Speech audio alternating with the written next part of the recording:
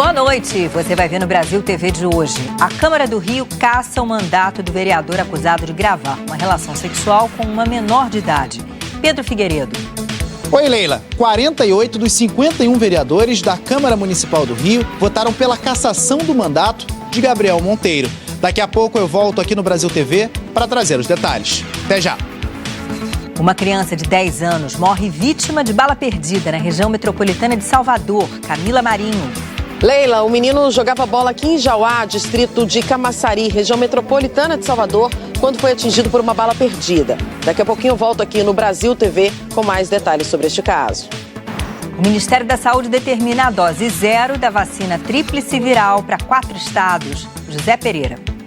Leila, depois do suposto caso de rubéola na Bolívia, o Ministério da Saúde determinou a aplicação da dose 0 da vacina tríplice viral para crianças de 6 a 11 meses.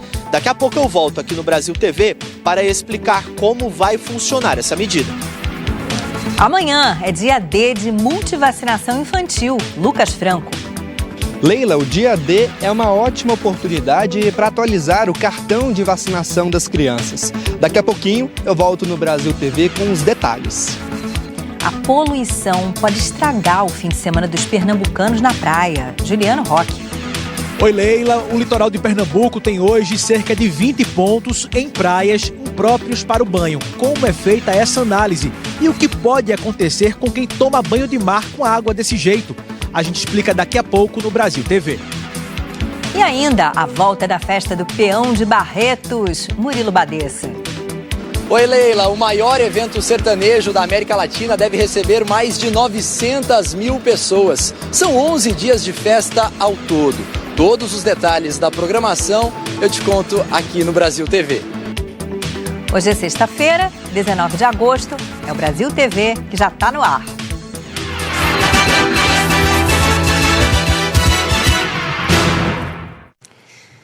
O Brasil TV começa com a cassação do mandato do vereador Gabriel Monteiro, do PL. A Câmara do Rio entendeu que ele quebrou o decoro parlamentar ao filmar uma relação sexual com uma menor de idade e ao expor crianças e um homem numa situação de rua nas redes sociais. Quem acompanhou tudo foi o Pedro Figueiredo. Oi, Leila. A resolução que determina a cassação do mandato de Gabriel Monteiro, do PL, foi publicada no Diário Oficial da Câmara desta sexta-feira. A sessão, na quinta-feira, ontem, durou mais de 6 horas e começou com a leitura do parecer do relator, o vereador Chico Alencar, do PSOL.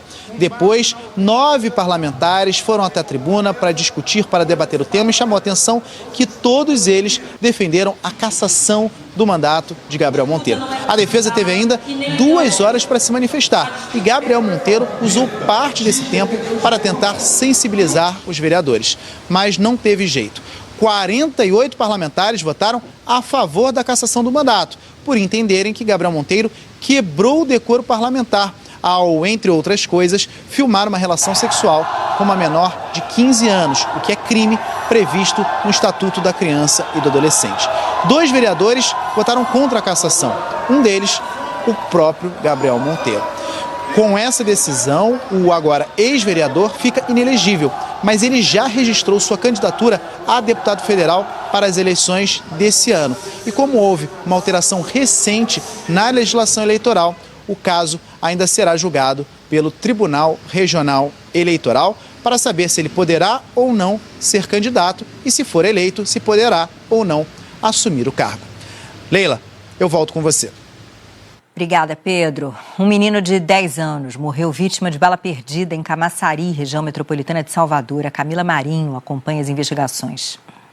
Leila, durante todo o dia, a Polícia Militar intensificou o patrulhamento aqui nas ruas de Jauá, distrito de Camaçari, região metropolitana de Salvador, na tentativa de localizar e identificar os homens envolvidos neste crime. O pequeno Davi Lucas, de 10 anos, estava jogando bola aqui na rua, com amigos, a menos de 100 metros de casa, quando foi atingido por uma bala perdida.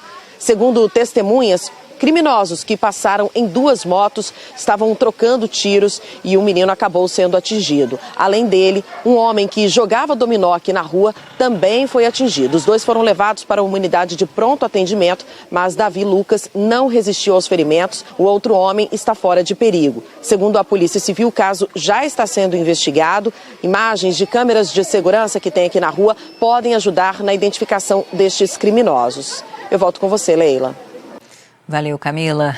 E a polícia prendeu um promotor suspeito de matar um idoso em Fortaleza. Quem tem os detalhes é a Marcela de Lima. Oi, Leila. Esse caso aconteceu no bairro de classe média alta, aqui de Fortaleza. Foi ontem, por volta de 5h30 da tarde. O promotor de justiça que foi preso em flagrante se chama Antônio Ricardo Brígido Memória.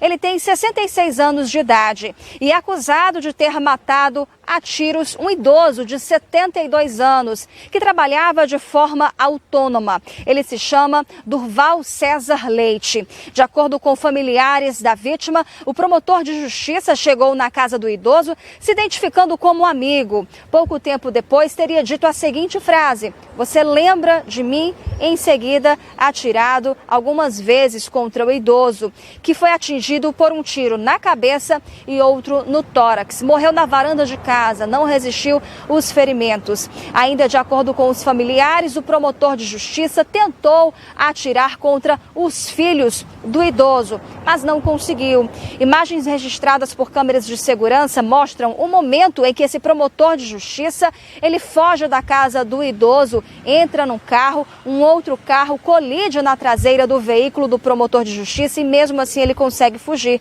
Mas pouco tempo depois, a prisão em flagrante acontece. A polícia agora está investigando esse caso. Leila, com você. Obrigada, Marcela. E a justiça decretou a prisão do suspeito de pôr fogo numa lotérica em Manaus. Carla Mello. Oi, Leila. O Luiz Domingo Ciso, de 60 anos, teve a prisão preventiva decretada pelos crimes de tentativa de homicídio, incêndio e dano ao patrimônio. Imagens de câmeras de segurança mostram o momento em que o Luiz incendiou uma casa lotérica no centro aqui de Manaus. 4 pessoas ficaram gravemente feridas. Vale lembrar que o suspeito, ele ainda não foi encaminhado para audiência de custódia, porque ele também está internado em estado grave. Isso porque, após o incêndio, ele foi agredido por populares. Leila. Informações, então, da Carla Mello. E a Comissão Pastoral da Terra denuncia o incêndio criminoso de uma escola num lote de terra pública no Pará. Quem tem as informações é a Cristiane Prado. De acordo com informações de moradores do lote 96 da Gleba Bacajá, em Anapu, o ataque teria ocorrido ontem à noite.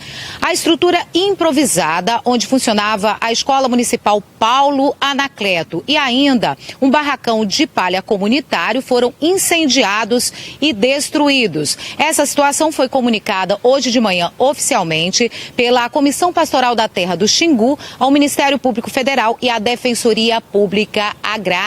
A CPT também pediu providências para manter a segurança no lote 96. A estrutura que foi queimada foi um dos locais onde houve uma inspeção judicial em maio deste ano, quando o juiz da Vara Agrária ouviu relatos de moradores que disseram estar sob constante ameaça por causa da disputa das terras. Hoje de manhã, policiais militares e civis foram até o local para apurar o caso. É o segundo incêndio registrado no lote 96 só este ano lá em Anapu. Em maio, 2 casas chegaram a ser queimadas e os moradores disseram ter sido ameaçados por homens armados. Obrigada, Cris, pelas informações. Ainda na região norte, indígenas de Roraima criaram um plano ambiental para encontrar soluções para os efeitos das mudanças climáticas. A Camila Costa explica para a gente. Oi, Leila. Pois é, os indígenas aqui de Roraima elaboraram um plano para monitorar as mudanças dos efeitos climáticos nas comunidades aqui do estado. É o primeiro plano de enfrentamento a essas mudanças da terra indígena Raposa Serra do Sol, que conta com auxílio tecnológico de um aplicativo de celular. Ao todo, são 240 agentes indígenas que integram o projeto e atuam como voluntários nas comunidades. Eles trabalham para produzir informação para dentro e fora das suas comunidades com auxílio de informações para o plano de enfrentamento. desmatamento. A referência das informações é o aplicativo Alerta Clima Indígena, desenvolvido em 2017 pelo Instituto de Pesquisa Ambiental da Amazônia e lançado em parceria com o CIR, que é o Conselho Indígena de Roraima. Mas antes, esses voluntários, muitas mulheres e jovens, faziam todas as anotações de incêndios, desmatamentos e outros impactos com cadernos e canetas. Dessa vez, tiveram o suporte da tecnologia. E esse plano pode ajudar a prever situações de risco. Por exemplo, esse ano, comunidades indígenas de Pacaraima, município ao norte de Roraima e fronteira com a Venezuela, ficaram isoladas após as fortes chuvas atingirem a região. À época, o rio Surumu transbordou e cerca de 60 famílias ficaram desabrigadas e precisaram ser resgatadas. Ou seja, esse plano vem também para poder ajudar nesse tipo de situação. Volto com você, Leila. É muito interessante essa iniciativa, Camila. E agora a gente fala de algo que tem a ver com isso. Olha, bombeiros do Tocantins tentam combater há mais de 30 horas queimadas na Serra de Taquaruçu. Quem acompanha é Ana Paula Reban. Oi, Leila. Chacareiros, brigadistas e bombeiros estão empenhados numa força-tarefa desde a última quarta-feira para tentar conter o avanço das chamas na serra do distrito de Taquaruçu, que fica a cerca de 40 quilômetros de Palmas. É uma região turística com muitas cachoeiras, mas a fumaça já prejudica o acesso ao local. Ninguém soube explicar ainda a causa desse incêndio florestal de grandes proporções, mas segundo os moradores da região, todos os anos, nessa mesma época, a situação se repete. De acordo com o Corpo de Bombeiros, as altas temperaturas aqui no estado, a umidade relativa baixa e o vento muito forte estão atrapalhando o combate a essas chamas.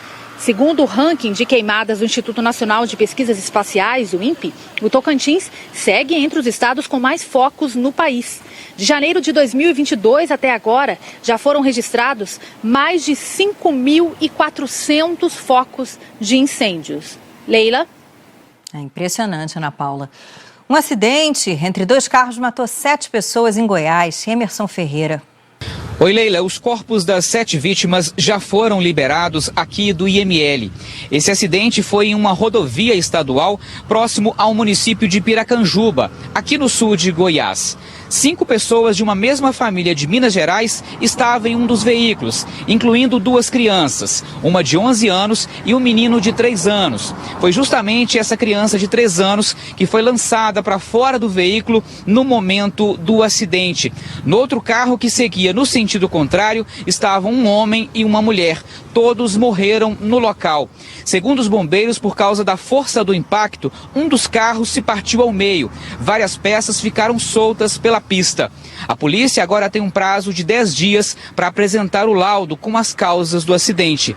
Leila, volto com você no estúdio. Obrigada, Emerson. E ainda falando de trânsito, um motorista em alta velocidade atropelou uma mulher e um bebê em Vila Velha, no Espírito Santo. Roger Santana. Olá, Leila. Foi numa das principais avenidas de Vila Velha, na Grande Vitória, que o motorista atropelou a mãe e o filho, um bebê de apenas 4 meses, e depois ainda bateu num ônibus. De acordo com a polícia, o veículo saiu desgovernado e em alta velocidade dessa garagem.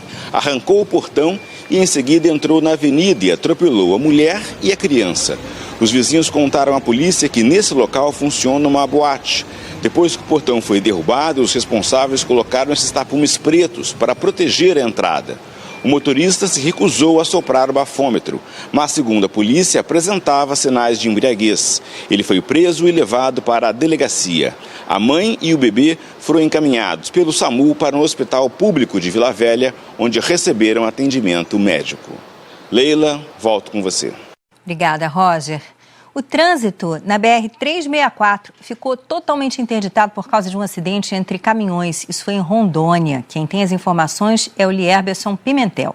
Boa noite, Leila. Essa interdição aconteceu na noite de ontem por volta das 11 horas da noite na BR-364, próximo ao quilômetro 90, entre Vilhena e Pimenta Bueno.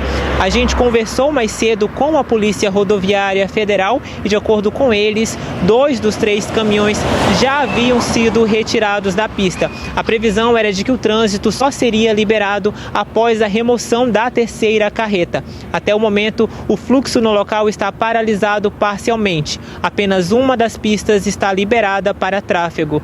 O acidente envolveu 3 veículos de grande porte, mas não teve vítimas. O trânsito precisou ficar suspenso por conta da posição em que os caminhões ficaram na pista, o que impossibilita o tráfego normal.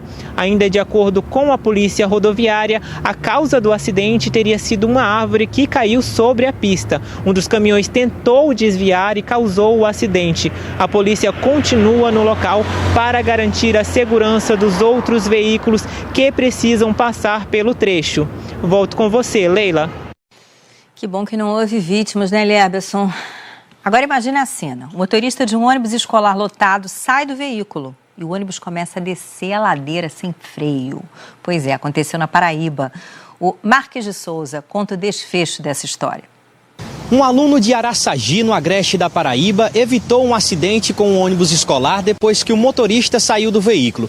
As imagens de circuito de segurança mostram tudo. O incidente aconteceu por volta de 6h15 da noite. O ônibus estava cheio de estudantes e é possível ver quando o motorista de amarelo sai do veículo.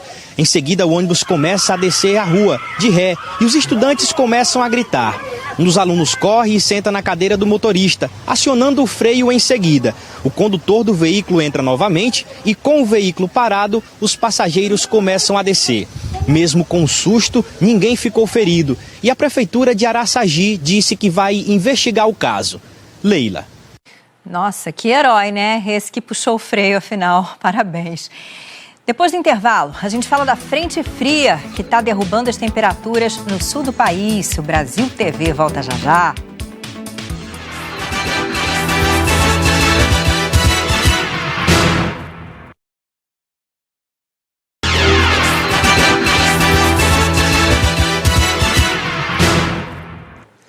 O Brasil TV está de volta com um alerta para os pais de crianças pequenas. Amanhã é o dia D de multivacinação infantil. O Lucas Franco conta que doses vão ser oferecidas na região metropolitana de Belo Horizonte. Olá, amanhã o dia vai ser especial aqui em Belo Horizonte e também em outras 4 cidades da região metropolitana. É o dia D de multivacinação, em que os pais ou os responsáveis legais podem levar a criançada e os adolescentes de até 14 anos de idade para atualizar o cartão de vacinação. Aqui na capital mineira, por exemplo, além dessas outras vacinas, as crianças, os pequenininhos, de 3 e 4 anos, podem receber a vacina contra a Covid-19.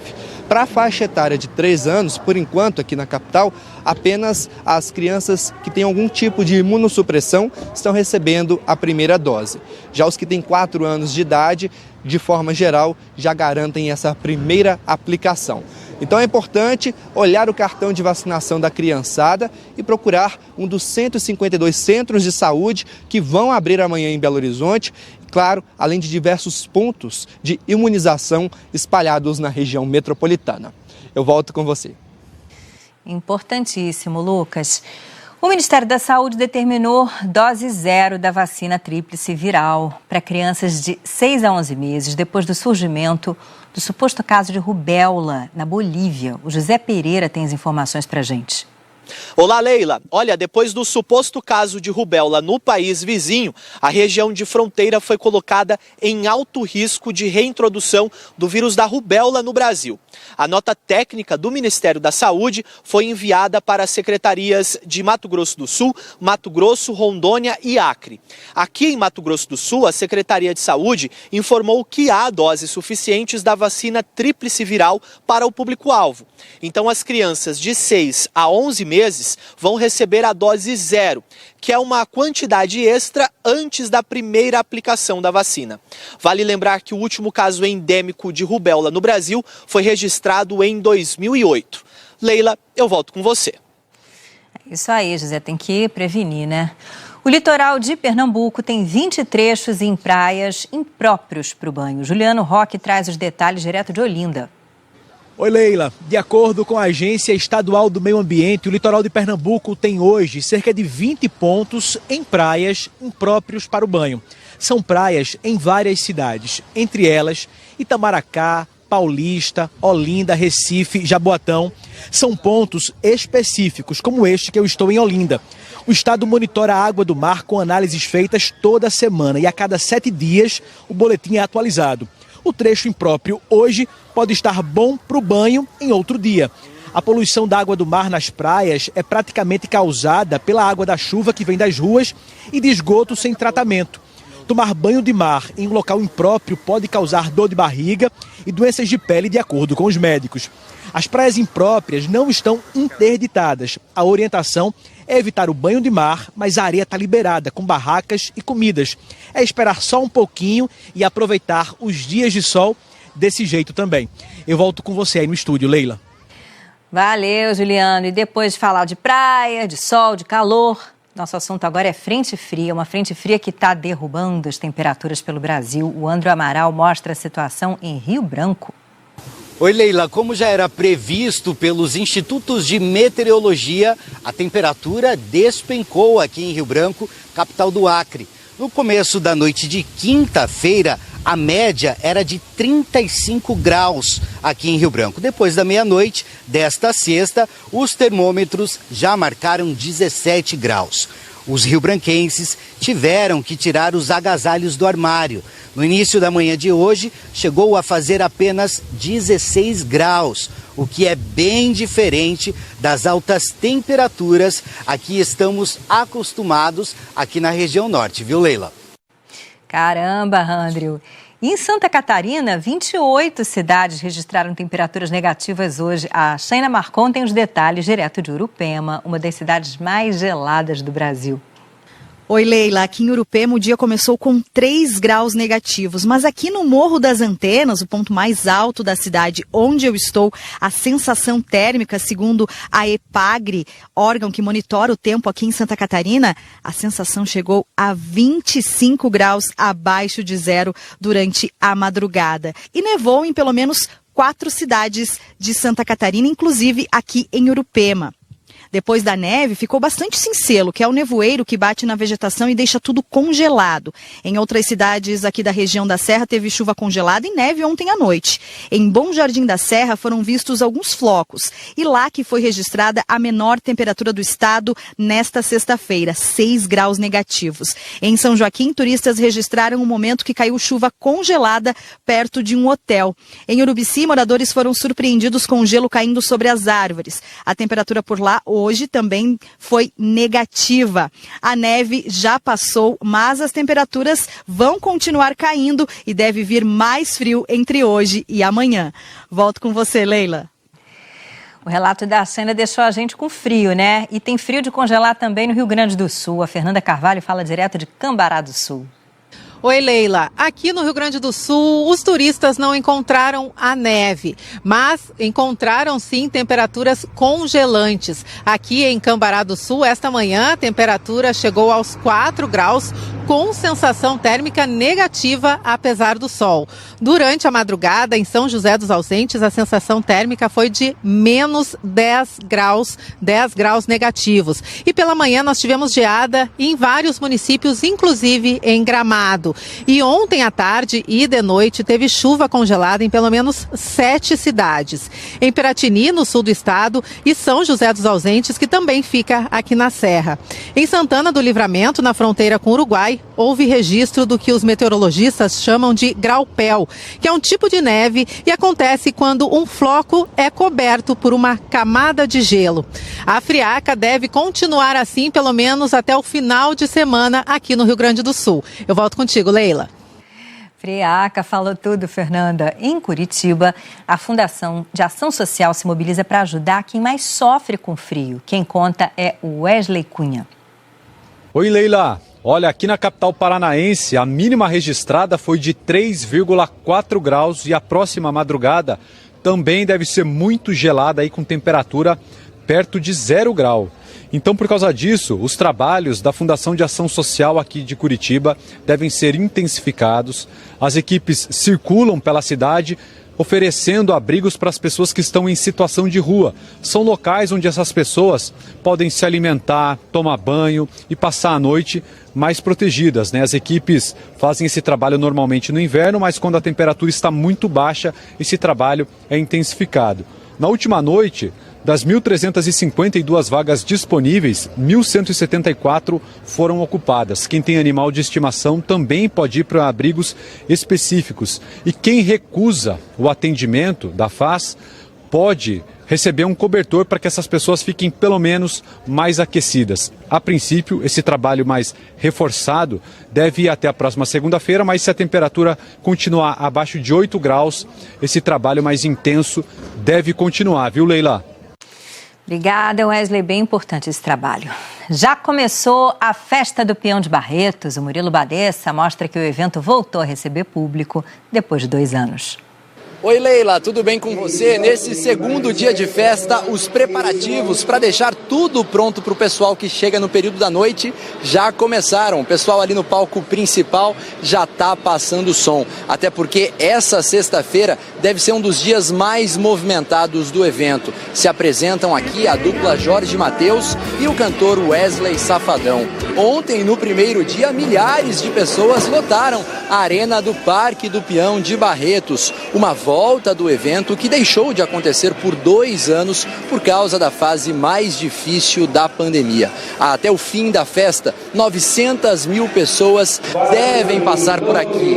Evento importante principalmente para a economia da cidade. De acordo com a Associação Comercial de Barretos, 10 mil empregos temporários devem ser gerados ao longo da festa. Muito bom também para o comércio, cerca de 50 milhões de reais devem ser movimentados. Leila.